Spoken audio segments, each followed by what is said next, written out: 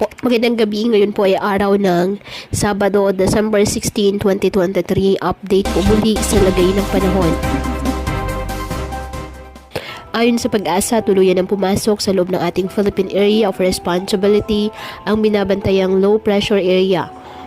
At ayon pa sa ahensya, patuloy natin ay monitor dahil hindi pa rin po inaalis ang posibilidad na ito ay maging bagyo sa mga susunod na araw. At kapag nagkataon, papangalanan itong kabayan ng Pag-asa. Northeast monsoon naman nakakaapekto pa rin ngayon sa Northern Luzon.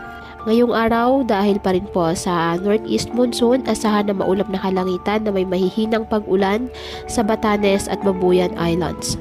Ang Ilocos Region, Cordillera Administrative Region, nalalabing bahagi ng Cagayan Valley at Central Luzon, bahagyang maulap hanggang sa maulap na kalangitan with isolated light rains dahil pa rin po sa amihan.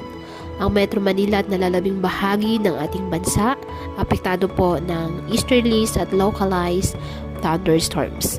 Kaya patuloy po na pinag-iingat ang ating mga kababayan sa banta pa rin ng mga pagbaha at pagguho ng lupa at ugaliin po na magdala palagi ng payong o kahit anumang panangga sa ulan o di ka naman sa init ng araw kapag lalabas ng ating mga tahanan. At yan po muna ang update sa lagay ng panahon ngayong araw.